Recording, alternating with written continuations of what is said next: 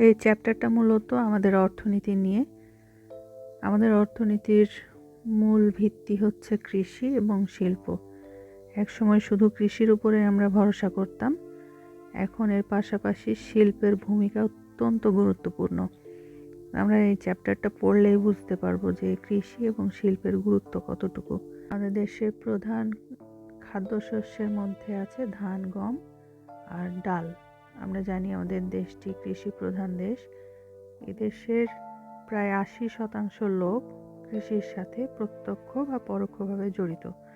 তবে 80% লোক কৃষির সাথে যুক্ত হলেও আমাদের দেশের অর্থনীতি কিন্তু শিল্পের উপর অনেকটাই নির্ভরশীল। এদেশের মোট ইনকামের 20% আসে কৃষি থেকে। আজকে আমরা প্রধান 3টি খাদ্যশস্য সম্পর্কে জানবো, সেগুলো হচ্ছে ধান, গম আর ডাল। প্রথমে জানবো ধান সম্পর্কে। আমরা এদেশের মানুষ বাঙালি, মাছে ভাতে বাঙালি।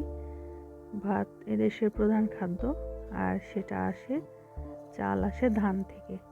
বাংলাদেশের আবহাওয়াটা এমনই, এদেশের মাটি এমন, ধান চাষের জন্য খুব উপযোগী এবং বাংলাদেশের প্রায় সর্বত্রই খুব ভালো মানের ধান হয় এবং বিভিন্ন ধরনের ধান চাষ হয় এদেশে।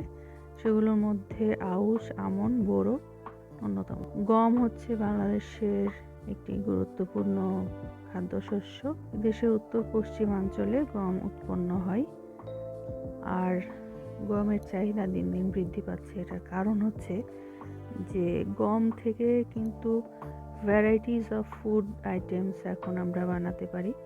আগে হয়তো শুধু রুটি খেতাম, বিস্কুট, টোস্ট, পাউরুটি, বোন রুটি, তারপরে বিভিন্ন ধরনের নুডলস, তারপরে নানা ধরনের ফাস্ট ফুড তৈরিতে গম অন্যতম উপাদান। এই জন্য গমের চাহিদা এদেশে দিন দিন বৃদ্ধি পাচ্ছে। তবে এদেশের যে গম উৎপন্ন হয় সেটা দিয়ে দেশের পুরো চাহিদা মেটানো সম্ভব হয় না। প্রতি বছর সরকারকে গম বাইরের দেশ থেকে আমদানি করতে হয়। তারপরে আরেকটি খুব গুরুত্বপূর্ণ শস্য হচ্ছে ডাল। আমাদের দেশে নানা ধরনের ডাল উৎপন্ন হয়, আর ডালগুলো হচ্ছে ছোলা, মসুর, মটর, মুগ, মাসকলাই, অড়হর ইত্যাদি। আর ডালও কিন্তু উত্তর পশ্চিম অঞ্চলে বেশি উৎপন্ন হয়। যেহেতু আমরা মাছে ভাতে বাঙালি, ভাত আমাদের প্রধান খাদ্য, আর ভাতের সাথে ডাল তো লাগেই, আবার ডাল দিয়ে নানা রকম খাবারও তৈরি হয়। সুতরাং যতটুকু চাহিদা ততটুকু আমাদের দেশে উৎপন্ন হয় না বলে ডাল বাইরের দেশ থেকে আমদানি করতে হয়। যেহেতু বাংলাদেশের সব এলাকাতে ধান উৎপন্ন হয়, বাইরের দেশ থেকে কিন্তু চাল আমদানি করতে হয় না। বিশেষ কোনো প্রয়োজন ছাড়া বাইরের দেশ থেকে কিন্তু চাল আমদানি করতে হয় না আমাদের। এই দেশের কাঠামোটাই এমন, আমাদের দেশে অনেক নদী আর এই একটি বদ্বীপ অঞ্চল আমাদের দেশ।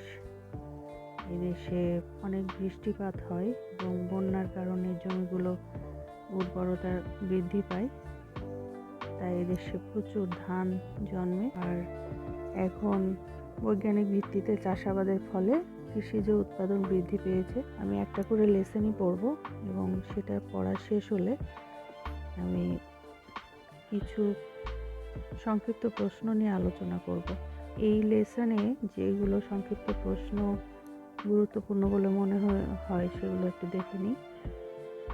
বাংলাদেশের কত শতাংশ মানুষ কৃষির সঙ্গে সম্পৃক্ত?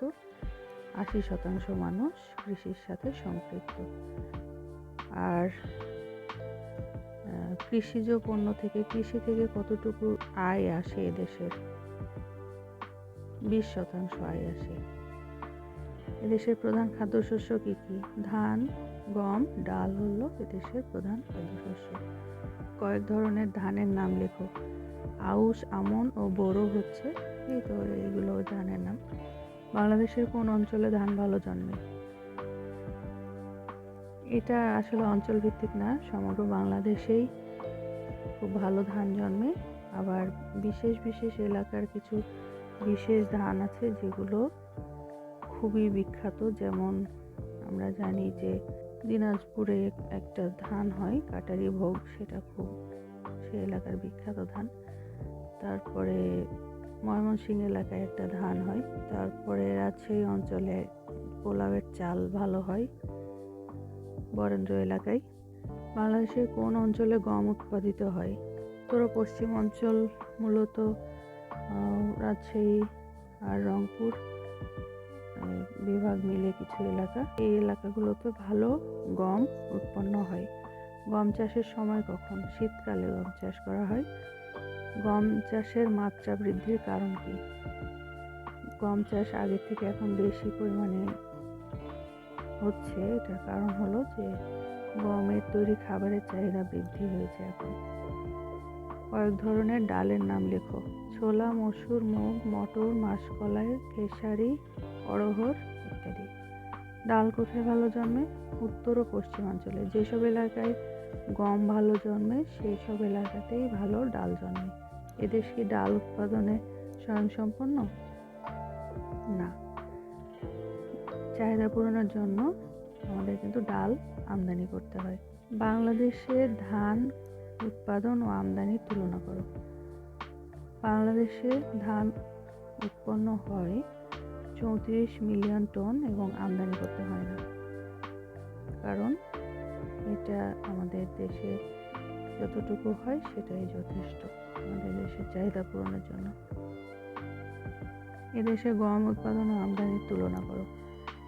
গম উৎপন্ন হয় 1 মিলিয়ন টন এবং তার অর্ধেক 0.5 মিলিয়ন টন গম আমদানি করতে হয়। এদেশে ডাল উৎপাদন ও আমদানির তুলনা করো। দেশে ডাল উৎপন্ন হয় 0.75 মিলিয়ন টন এবং 3 মিলিয়ন টন আমদানি করতে হয়। হিউজ পরিমাণে আমাদের কিন্তু ডাল আমদানি করতে হয়, অনেক বেশি পরিমাণে।